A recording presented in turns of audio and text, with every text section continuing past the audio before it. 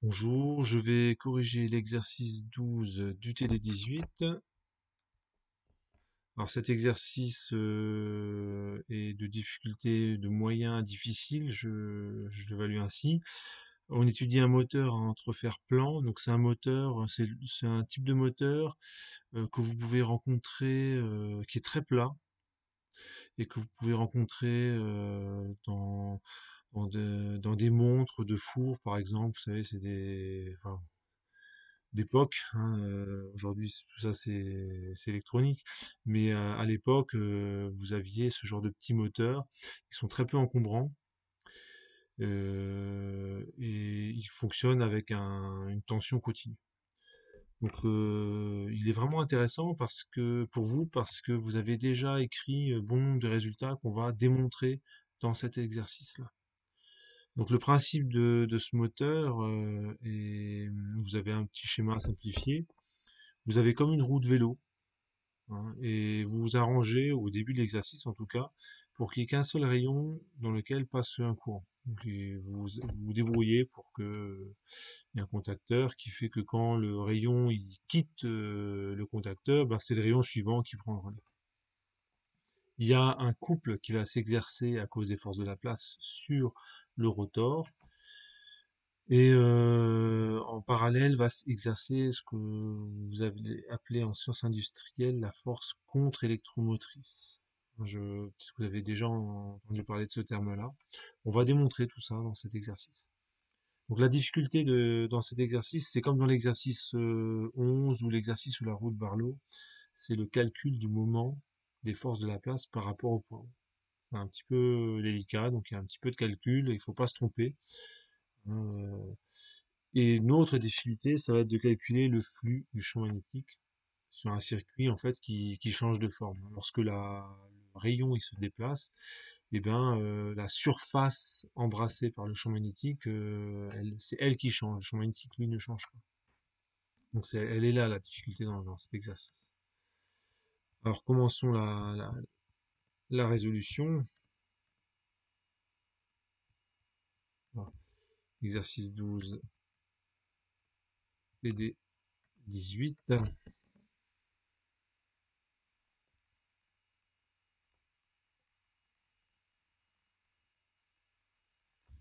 Donc j'ai commencé par faire le schéma. Donc vous avez, il faut que je prenne un instant l'énoncé. Donc I il est comme ceci, R, E. Ok, je me trompe pas dans les notations. E il est comme ceci.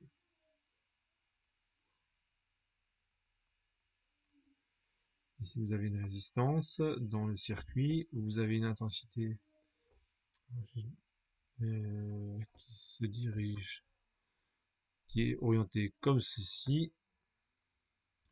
Ici vous avez le contacteur.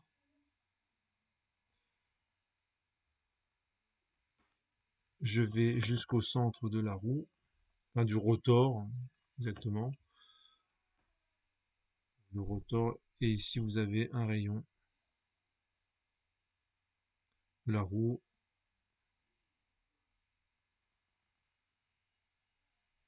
Voilà. Donc le rotor, là, tout ça c'est maintenu par, vous dites que c'est un rotor en plastique, bon, on donne des petits détails sur le moteur.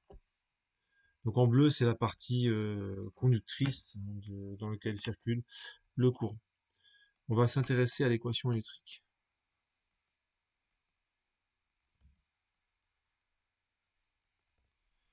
Alors on va négliger l'auto-induction.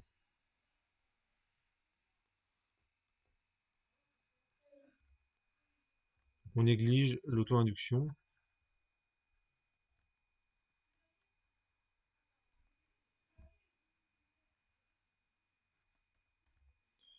On néglige l'auto-induction. Alors pourquoi? Parce que quand vous regardez le circuit, il n'y a qu'une seule spire. Et donc le champ magnétique créé par ce circuit va être vraiment faible et donc le flux propre associé il sera lui aussi faible et donc bon à la fin on néglige l'auto-induction donc concrètement c'est on met pas de bobine dans le circuit.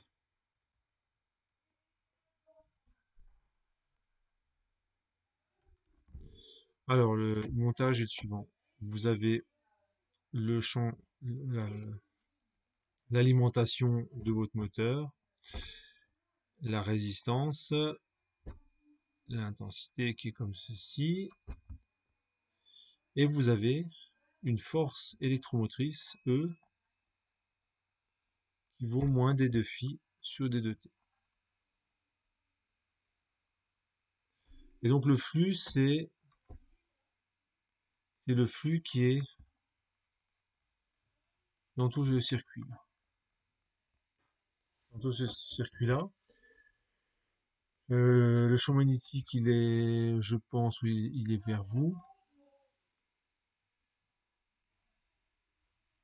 Le champ magnétique, il est comme ceci. Comme ceci.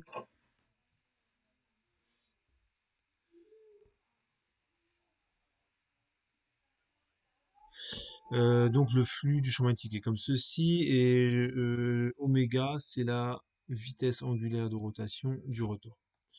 Donc je vais repérer en fait le rotor par un angle θ. Allez, je vais prendre comme ceci.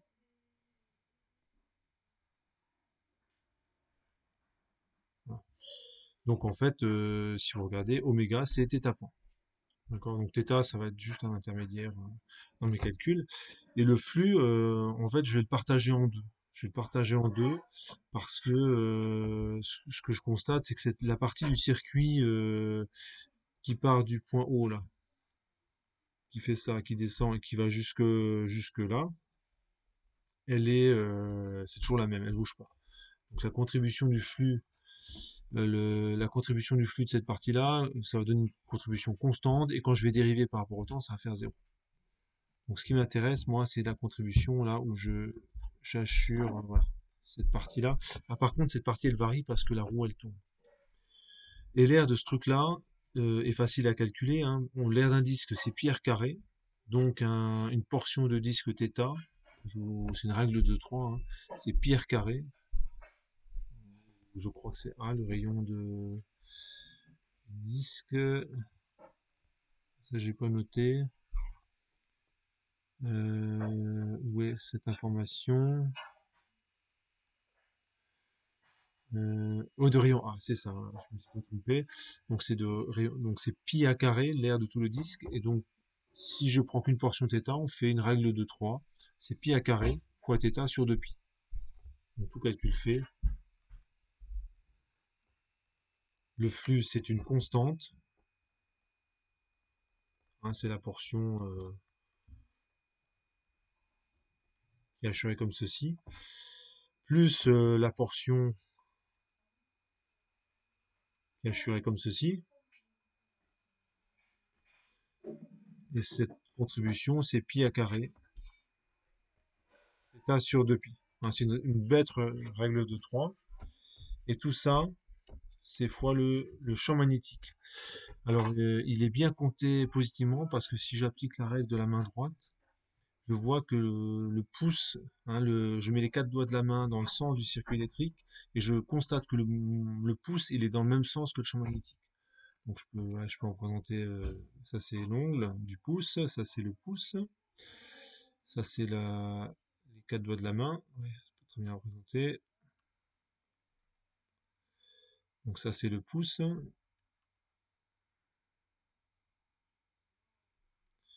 Et ça, c'est les 4 autres doigts de la main. Bon, vous m'excusez pour le dessin, hein. C'est quand même pas très bien présenté. Voilà, et ça c'est le poignet. J'arrête de dessiner parce que c'est de pire en pire. Et donc le pouce est bien dans le sens du champ magnétique, donc il y a bien un signe plus là devant, hein, donc il faut, voilà, faites attention, hein, pour pas faire d'erreur de signe. Et quand je calcule la dérivée, ben, évidemment le terme constant il disparaît et ça va me donner moins θ point a carré sur 2 fois le champ magnétique. Les pi se simplifient. J'écris une loi d'émail.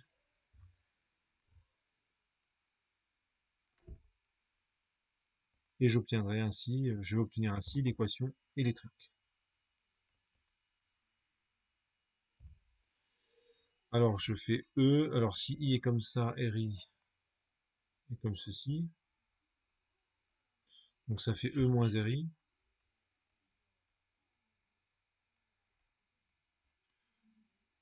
moins θ point un carré B sur 2, ça fait 0. Ça c'est mon équation électrique.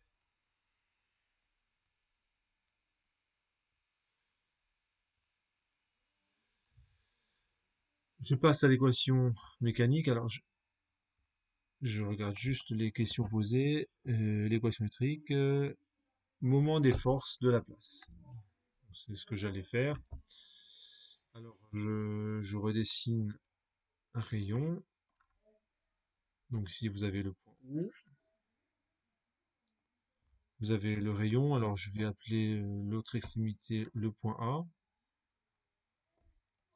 L'intensité est comme ceci. Alors ça c'est important, hein, parce que quand je vais calculer les forces de la place, le vecteur D2L, il doit être dans le sens de l'intensité. Donc ça c'est important. Le champ magnétique, il est comme ceci. Je vais me donner un repère. Donc je prends un point M qui est quelque part sur la tige, on va dire ici.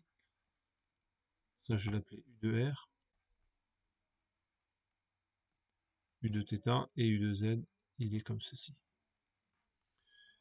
Et le moment des forces appliquées au point O, donc c'est la somme, et là il faut faire très attention, c'est du point A au point O, hein, je me déplace dans le sens de l'intensité, hein, donc j'insiste, hein.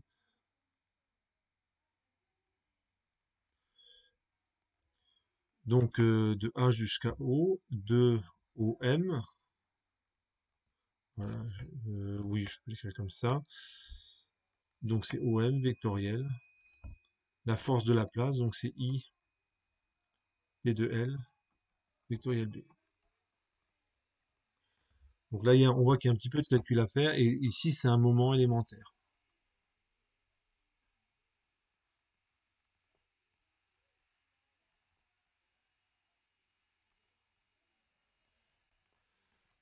Donc là, il y a quand même une difficulté, quoi. Écrire ça, à la fois, j'applique du cours, hein, le moment d'une force, mais la difficulté, c'est que la force, elle est répartie sur toute la tige, hein. Donc il faut calculer, il faut prendre une petite portion de la tige autour du point M.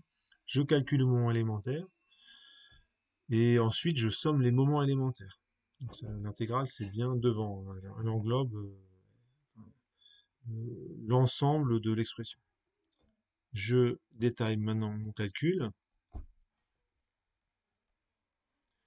Le vecteur OM, si je regarde, ça vaut R, U de R, 0 et 0, suivant Uθ et U de Z. Le vecteur IDL, ça fait IDR, suivant U de R, 0 et 0, Uθ, UZ. Alors il faut faire attention, c'est que le D de R, il est négatif, hein. Comme je vais du point A au point O, le D de L est dans le sens opposé de U de R, et donc c'est effectivement le cas, parce que c'est D de R qui est négatif. Donc là, il faut faire attention, ne rajoutez pas un signe moins, parce que si vous rajoutez un signe moins, ben voilà, ça fait une erreur de signe, parce que le D de R est déjà négatif.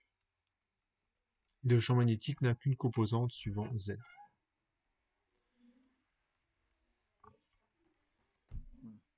Donc voilà, je m'absente juste 30 secondes, j'arrive.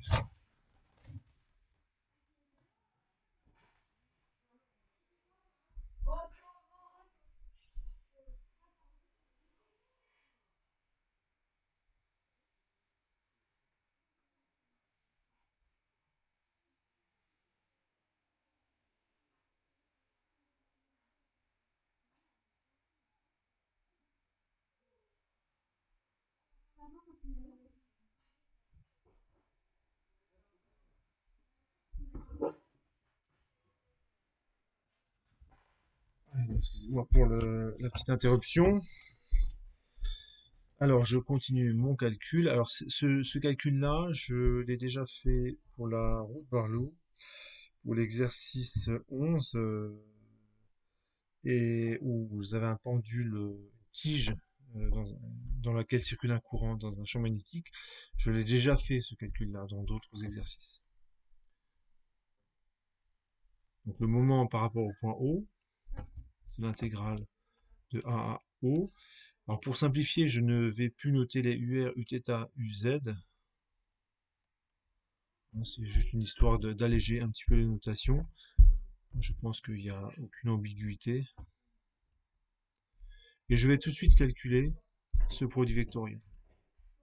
Ça fait moins IDR fois B et 0. Et donc, comme je vois que la variable c'est R, ben je fais ici, je pars de petit a et je vais jusqu'à 0. Et quand je fais mon produit vectoriel, je me rends compte que j'ai IB R D de R suivant de Z. Donc le moment, je vais permuter les bornes de l'intégrale, donc c'est de 0 jusqu'à petit a, de IB RD de R suivant U de Z. Le I fois B, ce terme-là, je peux le sortir parce que c'est une constante. Et donc, le calcul est du coup très facile à finir, hein, puisqu'on a une petite intégrale à calculer. Ça fait IB a carré sur 2 suivant U de Z. Donc je peux calculer, voilà, ça c'était la partie un petit peu délicate. Ben maintenant je peux appliquer le théorème du moment cinétique. Le théorème du moment cinétique, ça fait J oméga point. Ça fait le moment que j'ai calculé, IB a carré sur 2.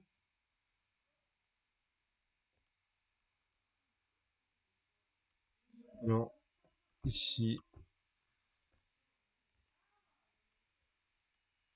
c'est petit i. La remarque,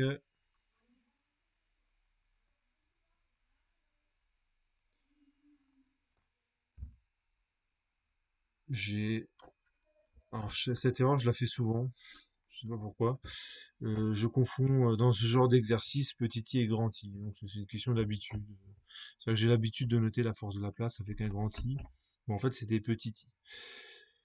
Voilà, faites attention. Il faut essayer de respecter au maximum les notations de l'énoncé. Plus un moment.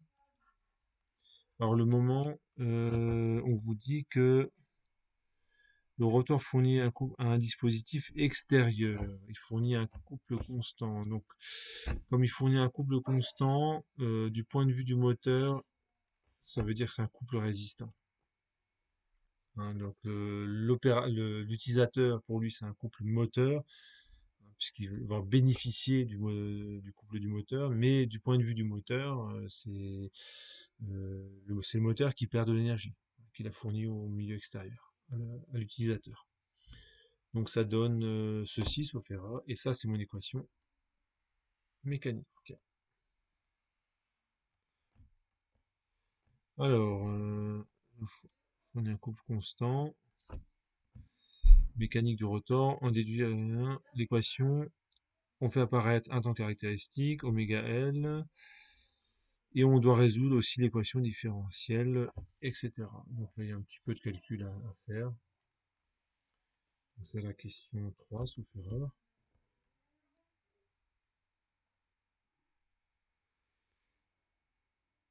Là, euh, ça c'est la question 1. Ça, c'est la question 2 que je viens de faire. Là, je viens de faire la question 3. Et maintenant, je fais la question 4. Donc, je fais un petit résumé. Alors, l'équation électrique, c'est E moins RI moins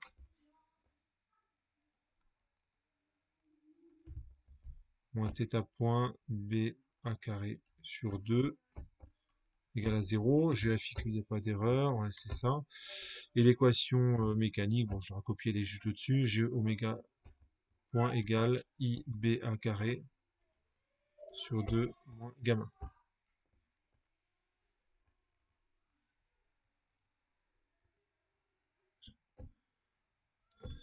Donc, je vais simplement prendre l'intensité et dans cette équation et la réinjecter dans celle-là. Et ça me donne J oméga point égale BA carré sur 2. Donc l'intensité, ça va donner E moins θ point BA carré sur 2 fois 1 sur R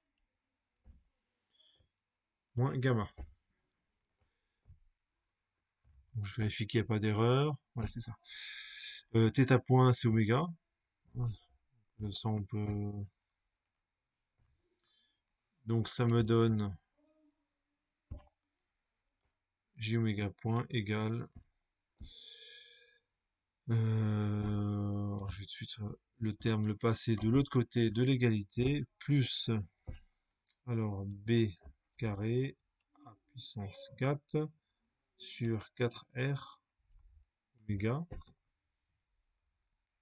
sauf erreur, ça, c'est égal à un terme positif qui vaut BA carré E sur 2R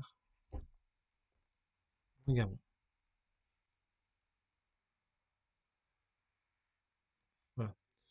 Donc ça, c'est l'équation différentielle brute. Alors, je vais maintenant faire apparaître un temps caractéristique ainsi qu'une vitesse de rotation limite, hein, c'est celle qu'on va on va atteindre au bout d'un certain temps. Donc, il y a juste à réécrire cette équation. Donc, je la mets sous forme canonique.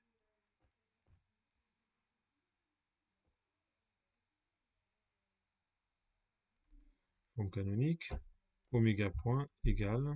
Donc la forme canonique, c'est un bien grand mot, hein, je vais juste faire apparaître un coefficient 1 devant oméga point, devant la dérivée d'ordre supérieur. Donc ça fait b carré. Donc j'ai fait une erreur. Ici c'est puissance 4 à puissance 4 sur 4 JR oméga égale.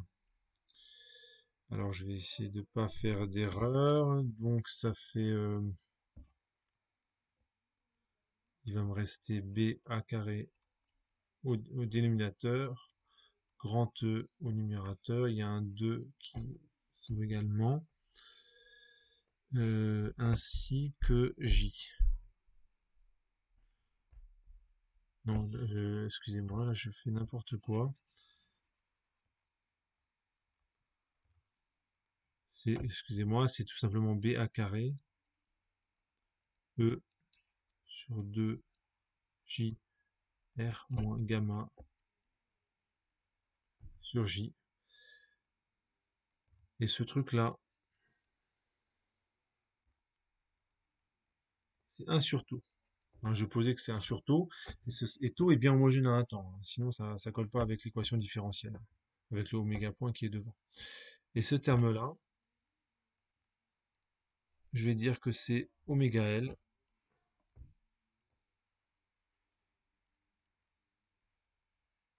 sur taux. Du coup, j'aurai l'expression de taux et d'oméga L. Donc, ce que je trouve, c'est taux égale 4 JR sur B carré à puissance 4. Et oméga limite, donc il faut faire attention, c'est taux fois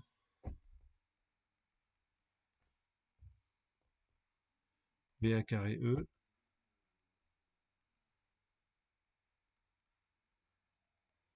sur J sur 2JR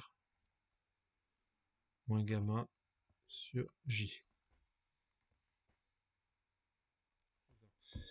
Donc là, il y a un petit calcul à faire. Donc si je remplace, ça fait 4 JR sur B carré à puissance 4 fois B à carré E sur 2 JR. Donc là, il y a plein de termes qui vont simplifier. Moins gamma 4R. Donc il y a un J qui simplifie sur B carré à puissance 4. Sauf erreur. 4R sur B. Ouais, c'est bien ça. Donc là, il y a plein de termes qui se simplifient. Ici, il va rester un coefficient 2. Celui-là s'en va. Le JR s'en va. Et ici, il me reste un coefficient 2. Donc ça me donne oméga limite qui vaut 2 E sur B1 au carré. Sauf erreur. Je vérifie, donc ça fait ça.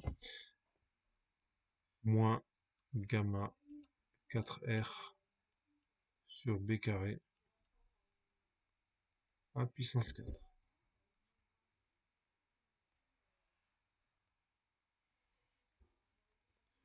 Voilà, donc on a le temps caractéristique et la vitesse de rotation limite. Et l'équation différentielle, je vous la recopie ici, hein, c'est oméga point plus oméga sur taux égale oméga L sur tout. Et ça, normalement, arrivé ici, vous savez résoudre normalement les yeux fermés, hein. Donc on va commencer par l'équation sans second membre. Oméga 1 de t, ça fait a exponentielle moins t sur taux. La solution particulière oméga 2 égale oméga L convient. Là, on est vraiment dans le cas le plus simple possible. La solution générale, c'est oméga 2t est égal à oméga L plus a exponentielle moins t sur taux. Les conditions initiales, oméga de 0 égale à 0.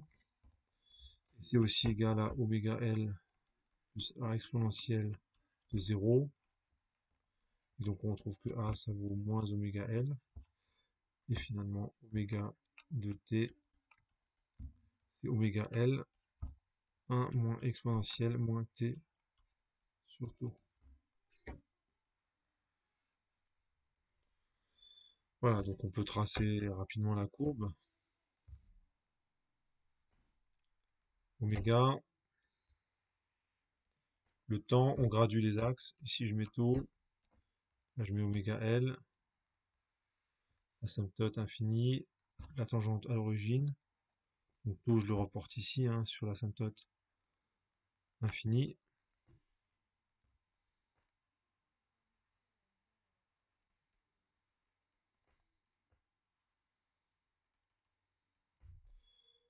Je trace la tangente à l'origine.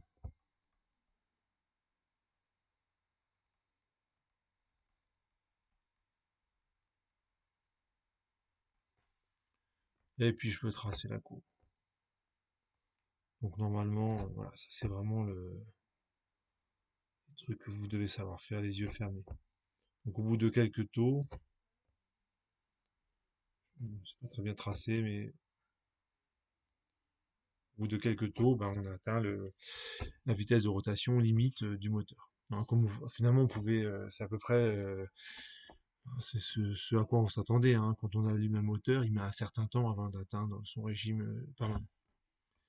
Donc normalement, quand j'ai fait ça, j'ai répondu à la question taux c'est temps caractéristique, oméga L c'est la vitesse de rotation limite, oméga L en fonction de gamma, et commenter. Donc question 5, oméga L en fonction de gamma. Question 5.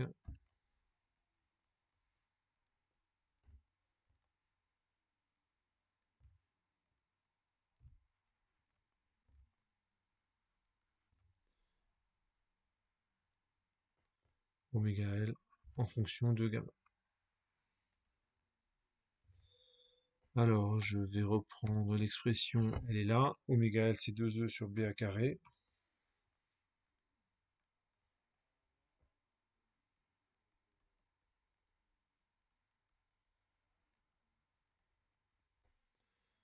Moins gamma 4R sur B carré à puissance 4. Donc, quand vous regardez cette équation-là, bah, ce que vous voyez ici, c'est Y, et là, vous avez X. En fait, c'est une équation d'une droite qui est comme ceci.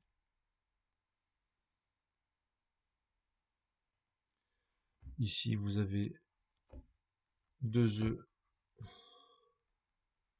sur BA carré.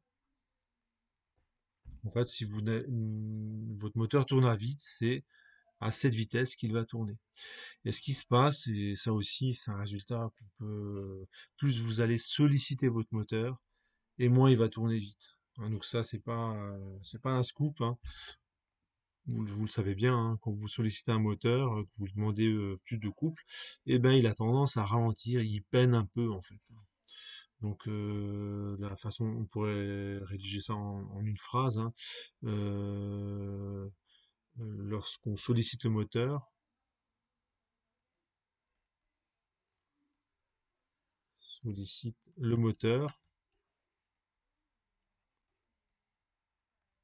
entre parenthèses, gamma augmente, alors oméga limite diminue.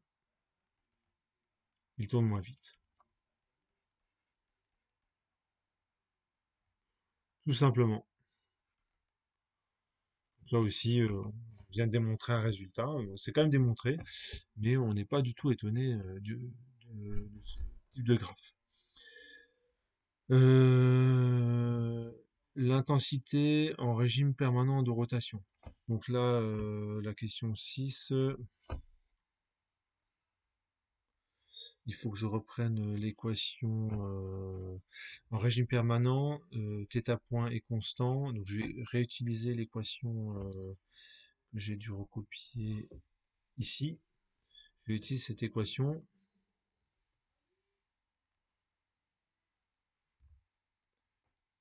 Le moins zéri moins θ point b a carré sur 2 égale 0. Donc θ point c'est oméga, hein. Et en régime permanent, c'est oméga L.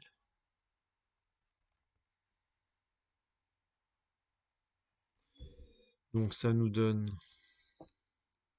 I égale E moins oméga L B 1 carré sur 2 de tout fois 1 sur R. Et on peut réinjecter l'expression de oméga L. Donc je vais déjà encadrer ce résultat-là. Et je vais remplacer oméga L par son expression. Donc oméga L, donc l'expression est juste au-dessus. Ça fait 2E sur BA carré moins gamma 4R sur B carré A puissance 4 fois B A carré sur 2 fois 1 sur R.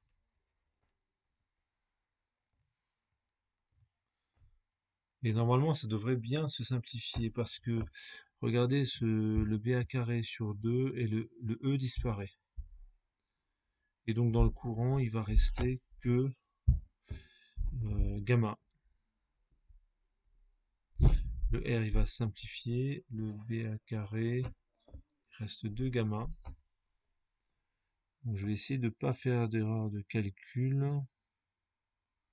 2 gamma sur B A carré.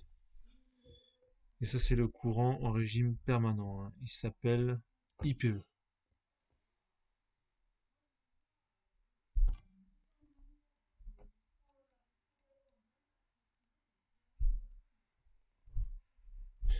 Donc la réponse à la question, elle est là, hein. Le résultat qu'il faut vraiment encadrer, c'est là. Et là aussi, on n'est pas étonné du résultat.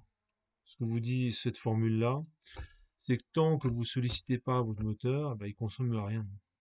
Si vous laissez tourner votre moteur à vide, alors c'est pas vraiment, c'est pas tout à fait vrai parce qu'il y a quand même une résistance électrique, hein, il y a des pertes en fait dans un moteur même quand il tourne à vide, donc il y a un peu de courant qui circule. Mais si vous avez un moment qui est nul sur votre moteur, il consomme pas de courant, donc il ne consomme pas de puissance, hein. La puissance consommée par le moteur, elle est nulle. Et le courant, il est d'autant plus important que vous lui demandez beaucoup de couple. Donc c'est assez logique. Donc le courant est proportionnel au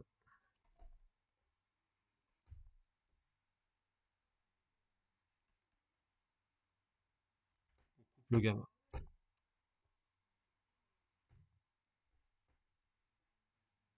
fourni par le moteur.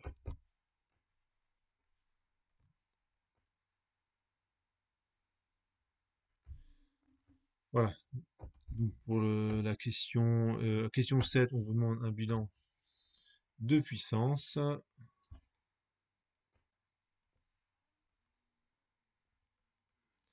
Et pour le bilan de puissance, on va reprendre les équations E moins RI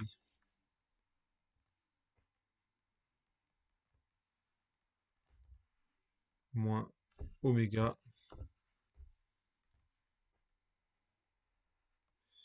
BA carré sur 2. L'équation mécanique, c'était moins gamma BA carré I sur 2. C'est de mémoire. BA carré sur 2, ouais, c'est bon.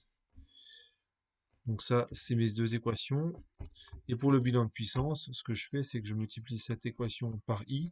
Ah, ça, c'est une tension. Si je la multiplie par I, ça fait bien une puissance. Et la deuxième équation, je la multiplie par oméga. Ça fait aussi une puissance, hein. Un couple multiplié par oméga, une vitesse angulaire de rotation, ça fait une puissance. Donc ça me donne quoi? Ça fait E fois I moins RI carré moins oméga B A carré I sur 2, ça fait 0. Ça fait J oméga point oméga égale PA carré I sur 2 moins gamma oméga. Et quand vous regardez cette équation-là, vous voyez qu'il y a deux termes identiques, hein, et c'est par ce terme-là que se fait le couplage entre les équations.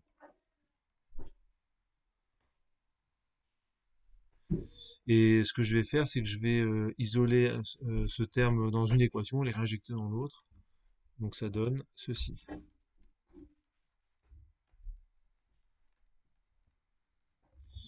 Alors moins, ça va donner, alors ça fait J oméga point oméga plus gamma oméga, ça fait 0. Je vérifie qu'il n'y a pas d'erreur, ouais c'est ça. Et là, ce terme-là, je sais que c'est la dérivée temporelle de 1 demi de J oméga carré.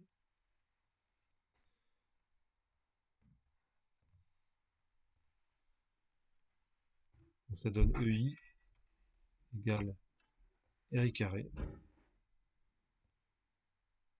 plus gamma oméga plus la dérivée temporelle de 1 demi de J oméga carré. Et tout ça, voilà. Donc on peut interpréter chacun de ces termes. Le foyer, c'est la puissance du générateur.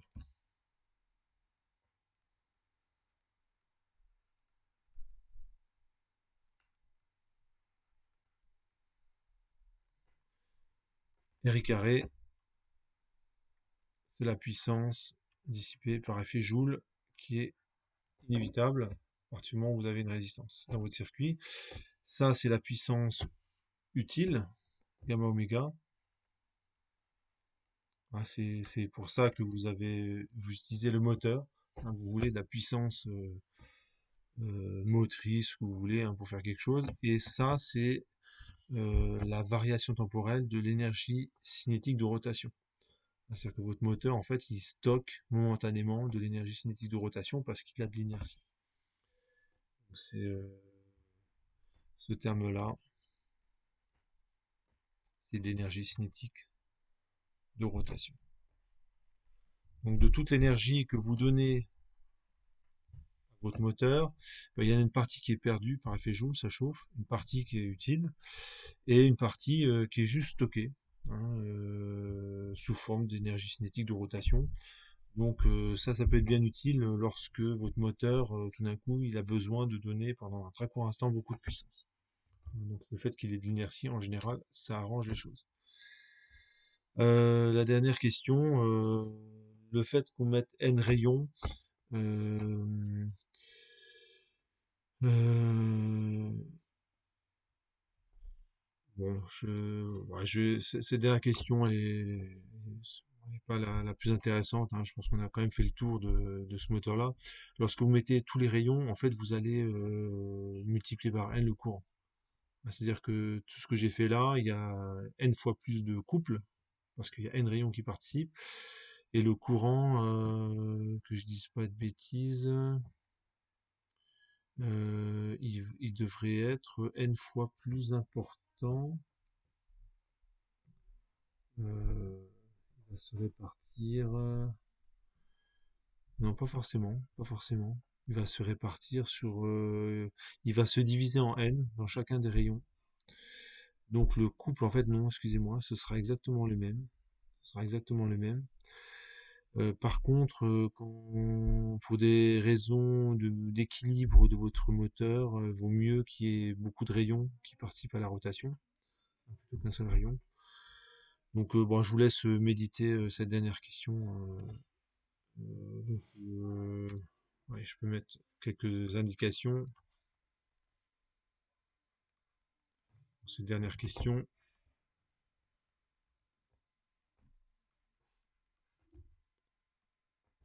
Question 8.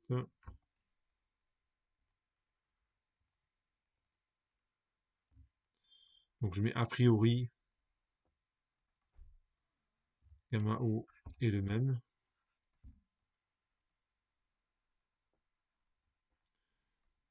I est le même.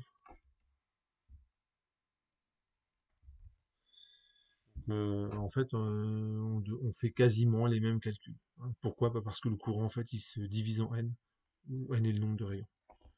Donc, à terminer. Là, je vous laisse méditer ça. Voilà pour cet exercice.